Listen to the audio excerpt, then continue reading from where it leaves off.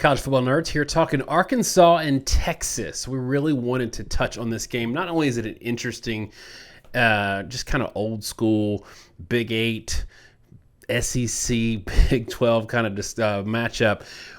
We had a lot that we wanted to say about the Steve Sarkisian hire and hadn't had an opportunity to talk about it since it happened. So we want to get some of that in this video as well. Want to remind y'all, a lot of y'all might be some new faces around here since we haven't done a lot of Texas and Arkansas discussion. We do a live show on Saturday nights now this year. We're going to do another one this Saturday, 10 p.m. Eastern. But we did a 3-hour show last night, and it was awesome. It was a lot of fun. It is out there available for replay. We also will have it in podcast form, linked in the description. Y'all have one bit of homework, just one. Give us your score in the comments. Let us know what you think about this game and how it's going to play out.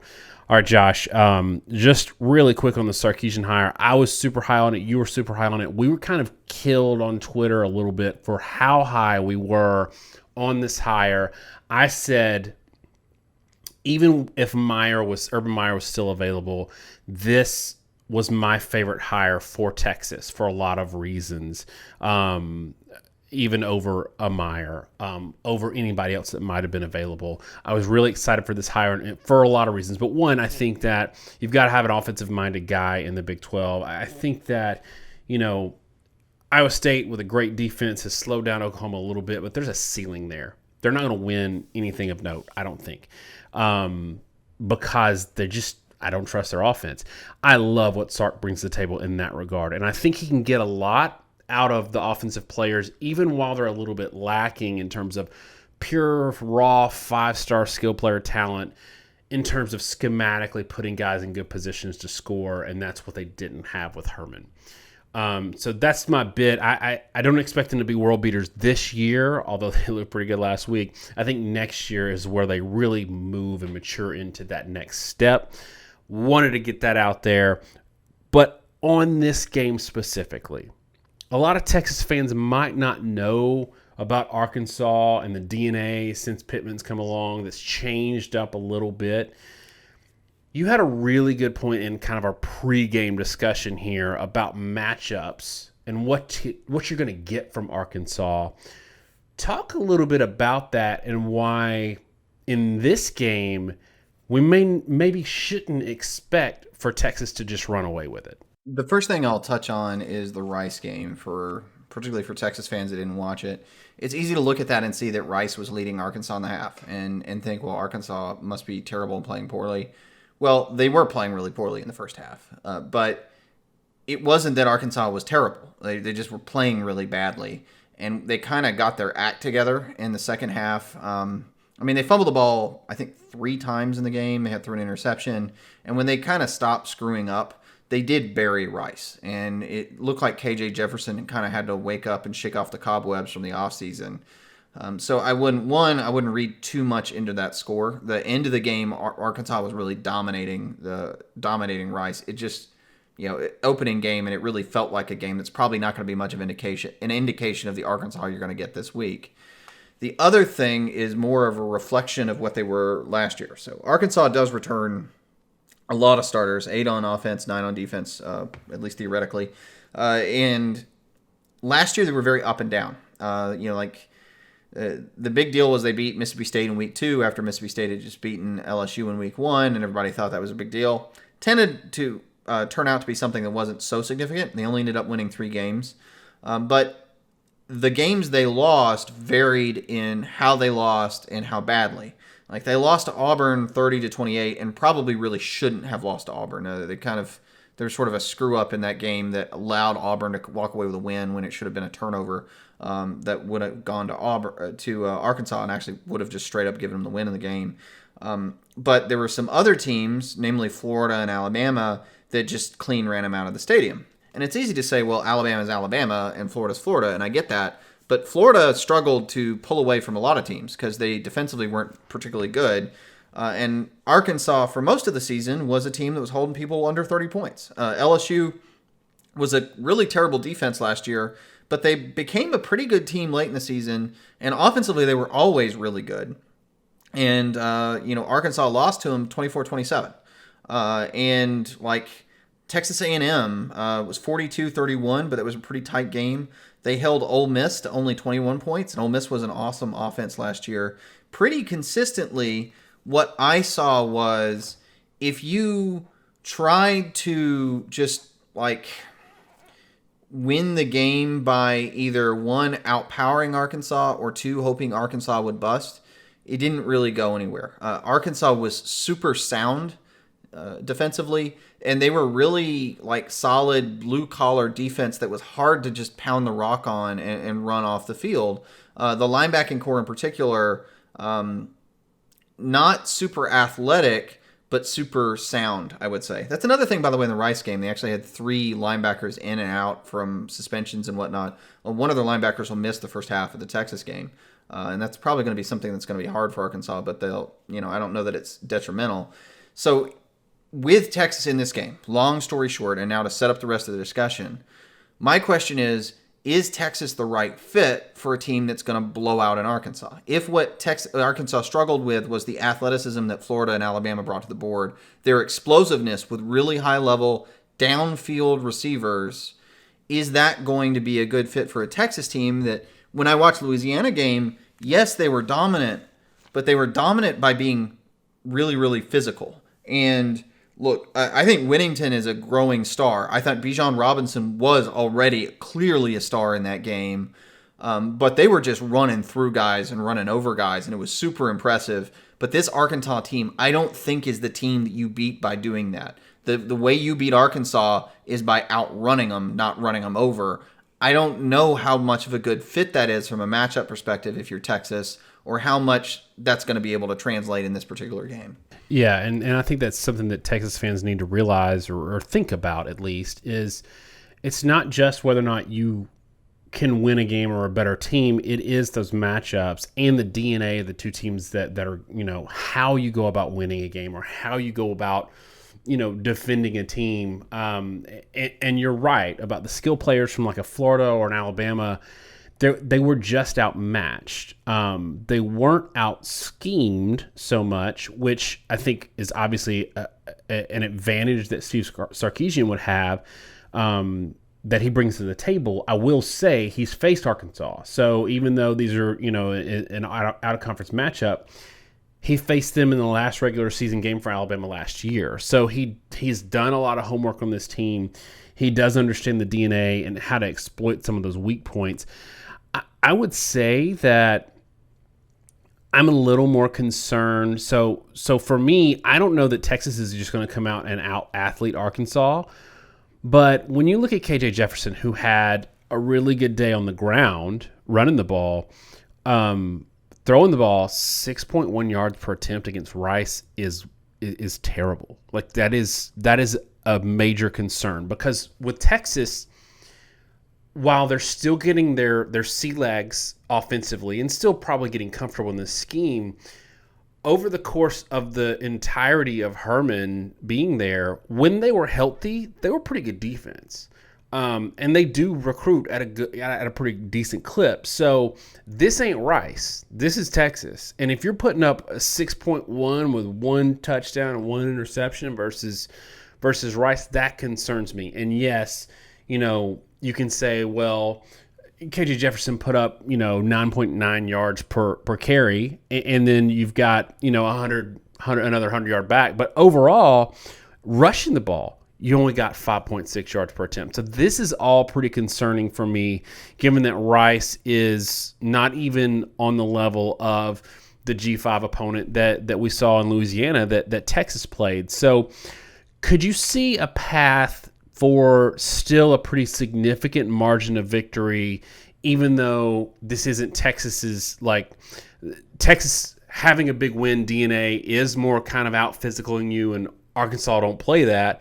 But over the course of the game, Arkansas just not being able to do anything offensively, and it has a cumulative effect to where, you have a interception, short field, fumble, turnover, or you just go a lot of 3 and outs, and that over time gets to a pretty sizable win for Texas. I totally think that's something that could happen. I talked about the fact that it's hard to just run over Arkansas, But if you look at their rushing statistics from last year, it doesn't quite line up with what I just said. I mean, they gave up over 6 yards per carry to Auburn. They gave up 7 yards per carry to Missouri, 5.7 to Alabama. What happened in those games? Well, it's that Auburn ran the ball 41 times. Missouri ran it 38 times. Alabama ran it 38 times.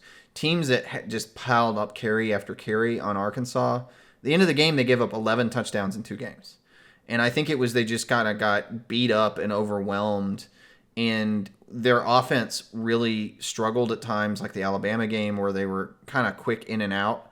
Even when they were scoring a lot of points, they weren't necessarily staying on the field as consistently as you'd like. And they get worn down because they don't have phenomenal depth. So there is a path to beating Arkansas that way. I think it's a combination of offense and defense. Can you get Arkansas off the field consistently on offense and stick with your guns and your game plan?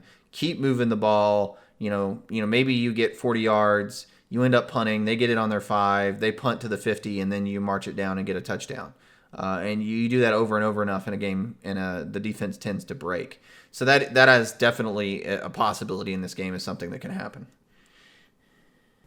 So before we get into picks, I want to talk about a couple of things. And one, the quarterback battle or discussion all summer, I guess fall camp, for Texas has raged pretty heavily.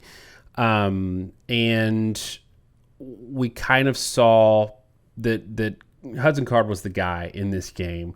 But I don't know if it's a long-term thing, if it's totally settled yet. Based on what you saw between Card and Thompson, is there an opportunity there for Thompson to come in, or is Card the guy, and do you feel pretty good about him being the guy going into week 2?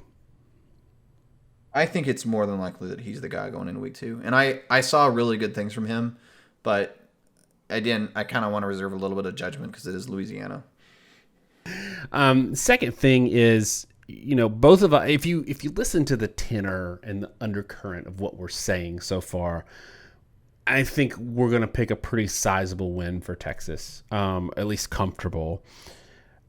Tell me, what's the path for Arkansas to either keep this game really close and make Texas sweat, or even come out with a win? What kind of game does that look like? For Arkansas to make this game close, they've just got to keep everything in front of them. I think the key will be to not miss tackles, to meet Texas's physicality with your own physicality. And Texas's jumbo athletes are some of the best in the country, and you can't back down from that. If you're getting run over and you're missing tackles, then that's going to start piling up. And when Texas starts sustaining drives, the depth is going to give out. On the offensive side of the ball, Arkansas is something that Texas is really familiar with. And they may remember, if you're not sort of tracked Arkansas, you may think of them as being the pound and ground that they were under Bielema for years. But they got Kendall Briles as the offensive coordinator, and they are trying to run the Briles scheme. They kind of half ran it last year because Felipe Franks and the personnel just wasn't the right personnel to really run that offense. I would wager money with the new quarterback, Jefferson, who's a sophomore, who was pretty much brought up entirely by Kendall Briles. You're going to see an offense that's way more indicative of what Baylor ran. Probably something that they didn't put really on tape in the Rice game, if I'm willing to bet. And so if I'm Arkansas, the biggest key to winning is you come out and you run the Baylor offense and you run it fairly well and you are successful with it. And a lot of that comes down to whether or not they're skill position players. And this is probably the biggest thing we haven't touched on. None of Arkansas' skill position players really scare me. Traylon Burks is, I think, by far the biggest guy that's likely to break out. The running back core, like Traylon Smith, he's a good back, but they've had some better ones in recent memory. If you can contain Traylon Burks and then just try to make them use their second or third guy, I don't know if they really have anybody that scares you. And you keep them in front of you and you win. But if Arkansas can, use Traylon Burks and move him around, if they can connect on those deep shots, maybe they can get Texas on their heels a little bit. And that, I think, is probably the best route if you're Arkansas to be able to win the game. All right, picking time. So for me, I do think that,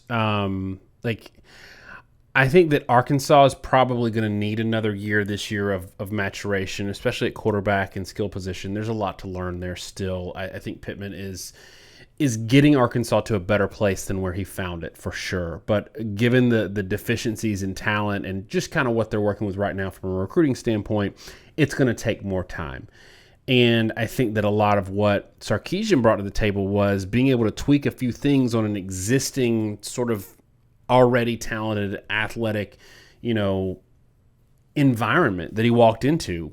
So for me, I think that what we talked about earlier, sort of over the course of the game, some inability offensively on Arkansas' side to be able to stretch the field and keep the ball, it's going to lead to short fields. It's going to lead to mistakes. I've got Texas 37, Arkansas 17. Tell me what you got.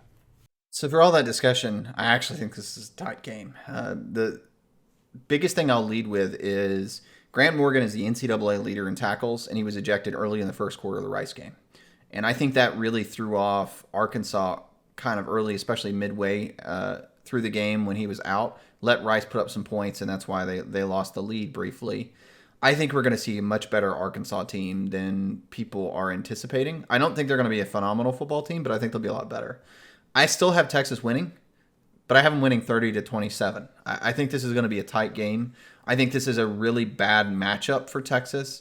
And I could see this being a game where Texas, you walk out of it and saying Texas was the much better team, but man, Arkansas made it tough. Or they came back and got a backdoor cover. Like, that's the way I see this going. And again, like, I think way too many people are going to look at the Rice score, and they're going to ignore things like Rice had 150 yards passing and threw 3 interceptions. Rice had 2 yards a carry in the game. Arkansas's defense played really, really well. It was more about the fact that KJ Jefferson just played really poorly for a half, and then the second half came out, turned things around, and they were actually pretty darn good. And if Arkansas can hold that momentum, I think this is going to be a much more challenging game than a lot of Texas fans appreciate, even though I do think Texas is a greatly improved program. And I think they're going to really be a lot more effective in the Big 12 because they are so much better, at least in the Louisiana game, of leveraging their jumbo athletes. And they get these big guys the ball in space, and they're not trying to be cute. They're going to say, look, we got Bijan Robinson or we've got Whittington, and we're going to let your 180-pound corner try and tackle this dude, and he's not going to do it.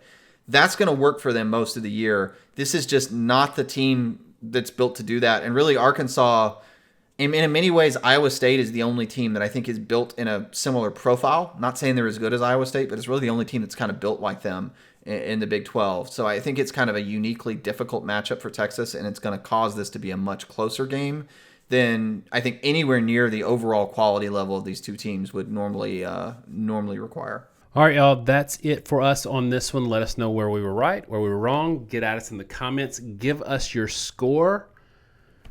And don't forget our live show, 10 p.m. Eastern, Saturday night. We will see you there. Thanks so much, y'all. Have a great week, and God bless.